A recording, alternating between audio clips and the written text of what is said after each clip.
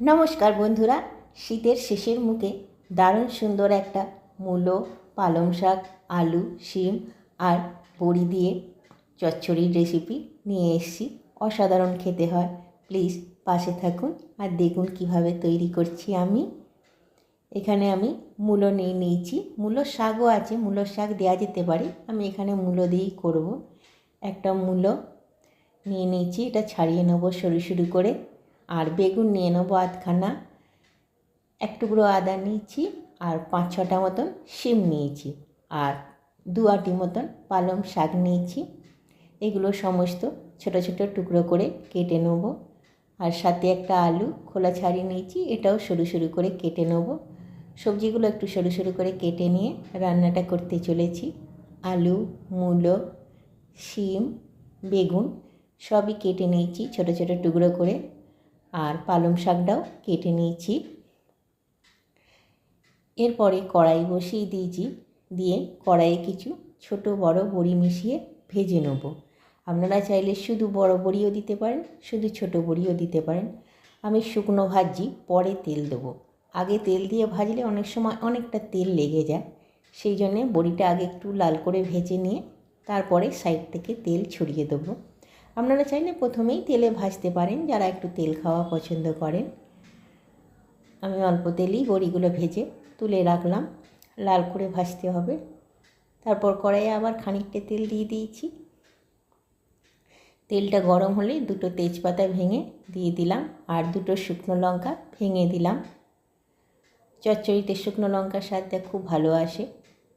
তেজপাতার শুকনো লঙ্কাটা ভালো করে ভাজা হলে 1/2 চামচ গোটা জিরে দিয়ে দিলাম। পুরো ফোড়নটাই ভালো করে ভাজতে হবে, ফোড়ন ভাজার গন্ধটা যতক্ষণ না খুব সুন্দর বেরোয়। এরপরে যে আলুটা কেটে রেখেছিলাম ছোট ছোট করে, সেটা দিয়ে দিলাম। তেলের মধ্যে আলুটা ভালো করে নাড়াচাড়া করে একটু ভাজতে হবে। আলু, মূলো এগুলো সেদ্ধ হতে টাইম লাগে, তো ওই জন্য আগে এগুলো দিয়ে দিচ্ছি।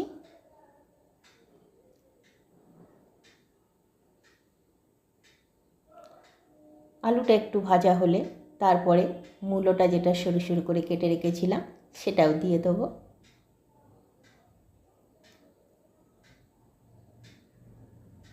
চচ্চড়ি ভাজা ভাজা করে রাঁধলেই ভালো হয়, ওই জন্যে ভাজা ভাজা করেই রাঁধছি। জল বেশি দিতে হবে না, শাক থেকে যে জল বেরোয় তাতেই এটা তৈরি হবে। এরপরে শিমটাও দিয়ে দিলাম, শিমটাও ভালো করে ভাজতে হবে যাতে শিমের যে গন্ধ একটা থাকে সেটা চলে যায়। আলু, মূলো, শিম সব কিছু ভাজবো। তারপরে হলুদ দেবো,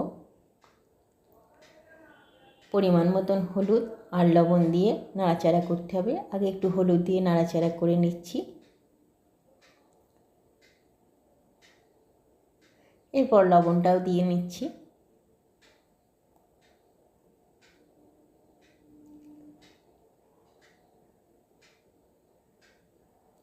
সমস্ত কিছুটা ভাজা হয়ে যাওয়ার পরে তারপরে বেগুনগুলো দেবো। বেগুনগুলো তো হতে বেশি সময় লাগে না, আলু, শিম এগুলো মোটামুটি হাফ সেদ্ধ হয়ে গেলেই বেগুনটা দিলাম।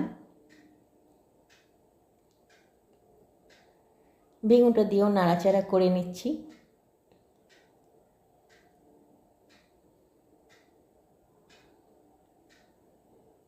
একটু ভাজা ভাজা করতে টাইম লাগে। এরপরে যে আদাটা নিয়েছিলাম সেটা কুড়ে নিয়েছি, ছোট অল্প একটু আদা নিয়েছিলাম, সেটা কুড়ে দিয়ে দিলাম। কুড়ে দিলে মুখে লাগলে খেতে খুব সুন্দর লাগে। বেটে দিইনি, এখানটা কুড়েই দিয়েছি। আদাটাও পুরো মাখিয়ে নিচ্ছি সবজিগুলোর সাথে। একটু চিনি দিয়ে দিলাম, চচ্চড়ির মতন করে করছি তো একটু মিষ্টি হলে ভালো লাগে, এই জন্য একটু চিনি দিলাম। চিনিটা আপনারা আপনাদের স্বাদ মতন দিতে পারেন, বেশি বা কম।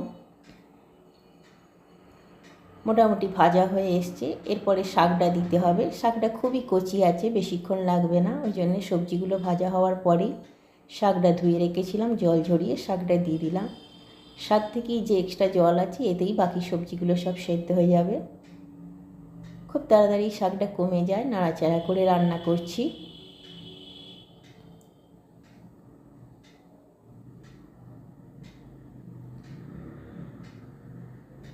জলটা কমে এলেই শাকটা পুরো কমে যাবে। সবজিগুলো এই সময় সেদ্ধ হয়ে যায়। একটু শুকনো শুকনো করে নিতে হবে। শাকটা কমে এসে শাকের থেকে জল বেরিয়েছে, জলটা একটু মারতে হবে। এই সময় বড়িগুলোও দিয়ে দিলাম, যে বড়িগুলো ভেজে রেখেছিলাম। আপনারা চাইলে মুগ ডাল ভাজাও দিতে পারেন, মুগ ডাল ভাজা দিয়ে খেতেও খুব ভাল লাগে, বড়ি দিয়েও খেতে ভাল লাগে, আবার মুগ ডাল ভাজা দিয়েও ভাল লাগে। আজকে বড়ি দিয়ে করে দেখাচ্ছি। এরপরে 1 চামচ পোস্ত বাটা দিতে হবে। ঠিক নামানোর আগে আগে পোস্ত বাটাটা দিতে হবে, তাতে পোস্তর স্বাদটা খুব ভাল লাগে। চচ্চড়িটা শুকিয়ে শুকিয়ে জল শুকিয়ে এলে পোস্তটা দিলাম।